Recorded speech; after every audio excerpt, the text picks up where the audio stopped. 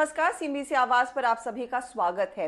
Covid के नए cases की संख्या में थोड़ी सी कमी जरूर आई है और इसी को देख अलग अलग राज्य अनलॉक की प्रक्रिया शुरू भी कर रहे हैं। लेकिन हकीकत यह है कि पिछले 2 महीने का लॉकडाउन हमारी इकोनॉमी पर भारी पड़ा है।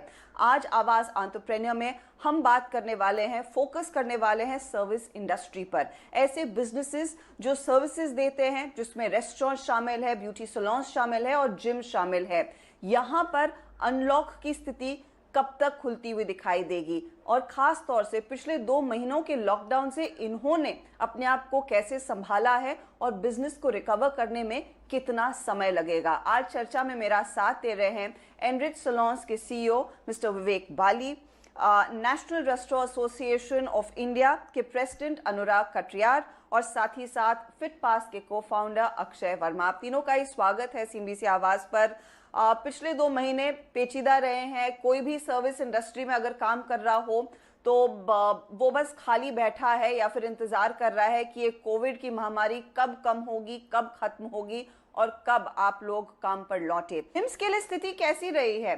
अक्षय ये बताइए, क्योंकि फिटपास एक ऐसी कंपनी है जहां पर लोग अलग अलग जिम्स में अलग अलग चीजों के लिए जा सकते हैं, लेकिन यहाँ पर पूरी तरह से जब जिम्स बंद हुए सबको धक्का लगा, मुझे भी। तो आप ऑन ग्राउंड सिचुएशन कैसे भाप रहे हैं और पिछले साल की तुलना में स्थिति क्या वैसी ही है, खराब है या बेहतर है? हर्षदा, थैंक यू हम लोग को अपॉर्चुनिटी देने के लिए, बिकॉज बहुत कम लोग हैं जो जिम और फिटनेस इंडस्ट्री को इतनी गौर से और इतनी बारीकी से जानने की कोशिश करते हैं। पिछले लॉकडाउन से इस लॉकडाउन में बहुत फ़र्क है। पिछली बार केवल व्यवसाय को तकलीफ पहुंची थी, बट इस बार उन व्यवसाय को चलाने वाले लोगों को व्यक्तिगत तकलीफें भी बहुत पहुंची। अभी हम लोग फिटपास 4000 जिम्स और फिटनेस सेंटर्स, मतलब जिम, योगा, पिलाटी, जुम्बा, क्राव मगा, क्रॉसफिट, मिक्स मार्शल आर्ट, इन सब सेंटर्स के साथ काम करता है 17 शहरों में।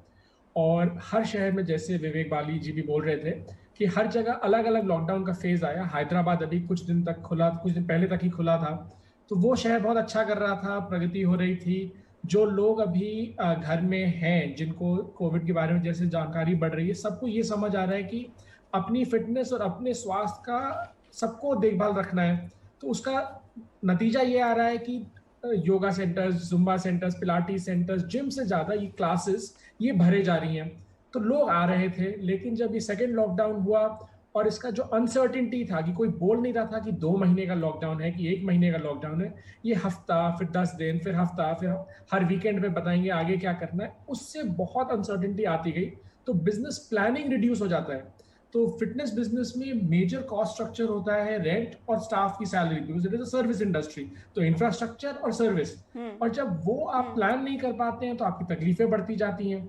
जब तकलीफें बढ़ती हैं तो आपके पास एबिलिटी टू रिस्पॉन्ड कम हो जाता है। तो लोग सोचते हैं कि सब लोग आ गए होंगे ऑनलाइन क्लासेस में।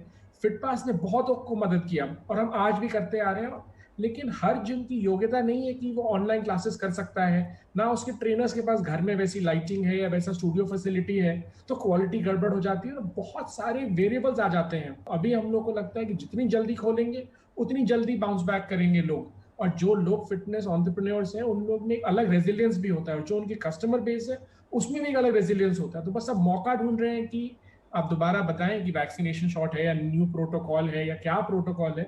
हर प्रोटोकॉल फॉलो करने को लोग तैयार हैं। और जिम कभी भी ऐसी जगह नहीं थी जहां पे कि more than 50% utilisation at any time होता था। तो हमेशा 50% कैपेसिटी अवेलेबल ही था। तो हमेशा gym in its normal setting is following Covid protocol, मतलब जिम अपने सामान्य फंक्शनिंग में भी हर कोविड प्रोटोकॉल ऐसे भी फॉलो करता है। हर चीज साफ होती ही रहती है, तौलिया लगता ही रहता है, डिसइंफेक्टेंट लगता ही है, और 50% कैपेसिटी पे ऑलरेडी ऑपरेट करता है। तो जिम शुड, जितनी जल्दी जिम वापस आएगा उतनी जल्दी इंडस्ट्री बाउंस बैक कर जाएगी। उतनी जल्दी लोगों की फिर सेहत भी और तंदुरुस्त होगी, क्योंकि उसी पर देखिए सबसे ज्यादा फोकस है। लेकिन अक्षय ये बताइए, for gyms to come back कितना समय लग सकता है? ऑन ग्राउंड आप क्या सुन रहे हैं? एक चीज, दूसरी चीज, क्या इस बारी इस सेकेंड वेव में ज्यादा लोग, ज्यादा जिम्स वो टेक्नोलॉजी प्लेटफॉर्म का सहारा लेने के लिए ऑनबोर्ड कर पाए थे आप एज अगेंस्ट लास्ट ईयर? तो पहले मैं दूसरा सवाल का जवाब दे देता हूँ। आई थिंक जो बाकी दोनों इंडस्ट्रीज हम लोग देख रहे हैं, रेस्टोरेंट और ब्यूटी, उससे कहीं ज़्यादा ऑनलाइन एंगेजमेंट पॉसिबल था फिटनेस इंडस्ट्री में, हमारी इंडस्ट्री में। तो पहले लॉकडाउन में भी और इस लॉकडाउन में भी बहुत जल्दी जो ये ट्रेनर थे, क्योंकि जिम में जो ट्रेनर्स हैं वो डीकपल हो सकते हैं जिम से, और फिर वो इंडिपेंडेंट क्लासेस ले सकते हैं थ्रू दीज प्लेटफॉर्म्स और अपने कस्टमर्स को एंगेज रख सकते हैं और फिर उसको मोनेटाइज भी कर सकते हैं। तो ये हमने फर्स्ट वेव में भी देखा था, बट फर्स्ट वेव में हम लोग भी रिस्पॉन्ड कर रहे थे, हमारा टेक भी मजबूत हो रहा था। सेकेंड वेव में ये एंगेजमेंट बहुत ज़्यादा हाई रहा और कस्टमर्स को भी मालूम था कि अगर लॉकडाउन दोबारा होता है तो फिर उन लोग को कैसे शिफ्ट करना है, कैसे ट्रेनर के साथ बिहेव करना है, कैसे घर में क्या होना चाहिए, कब वो ट्रेनिंग करेंगे, कौन सा शेड्यूल होगा, कौन सा टेक होगा। तो सेकेंड वेव उस एस्पेक्ट से तो थोड़ा बेटर रहा, मोनेटाइजेशन में भी, एंगेजमेंट में भी, एबिलिटी में भी और लर्निंग में भी। लेकिन क्योंकि जैसा हम पहले बात कर रहे थे, वो एक्सपीरियंस, जिम जाना एक एक्सपीरियंस है, एक सोशल एक्सपीरियंस है, एक ट्रेनिंग है, इंफ्रास्ट्रक्चर है, इक्विपमेंट है जो आप यूज करना चाहते हैं जो घर पे नहीं हो सकता है, उसको वापस लाने के लिए थोड़ा तो बेनिफिट चाहिए, मैंने थोड़ा तो सपोर्ट भी चाहिए। जब इतनी विपदा आई है तो थोड़ा सपोर्ट भी चाहिए।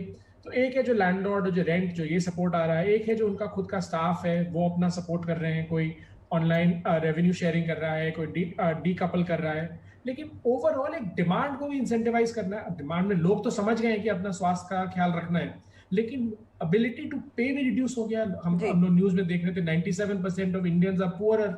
तो अगर ऐसी बात है तो आपको उसको इंसेंटिवाइज भी करना पड़ेगा। आज हम लोग एक ही चीज, हम लोग काफी दिन से हम लोग मिनिस्ट्री ऑफ फाइनेंस से भी बात कर रहे हैं कि जिस तरह हम लोग हेल्थ इंश्योरेंस और दवाइयों को टैक्स ब्रेक देते हैं सेक्शन 80D में, हम लोग फिटनेस मेंबरशिप को भी दे दें। इसमें एक्सचेकर को कोई एक्स्ट्रा कॉस्ट नहीं है। आदमी को दो ही चीज हो सकती है, या तो वो स्वस्थ रह सकता है या वो बीमार होगा।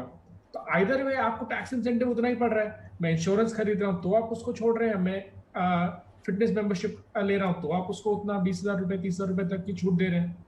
तो हम लोग ये चाहते हैं कि थोड़ा सा इंसेंटिवाइज कर दे सरकार भी।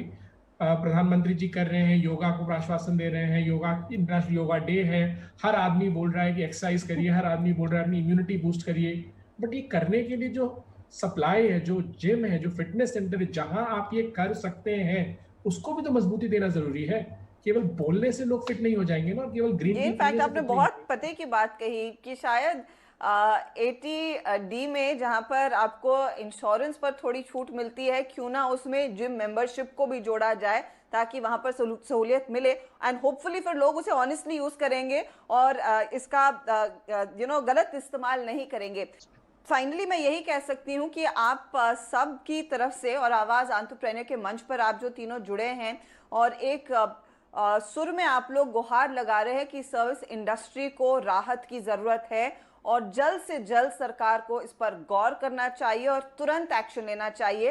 पिछले लॉकडाउन की तरह सर्विस इंडस्ट्री को ऐसे ही अकेला बीच मझधार में बिल्कुल ना छोड़े। बहुत बहुत शुक्रिया विवेक बाली, अक्षय वर्मा और अनुराग कटियार हमारे लिए समय निकालने के लिए। All the very best and thank you very much.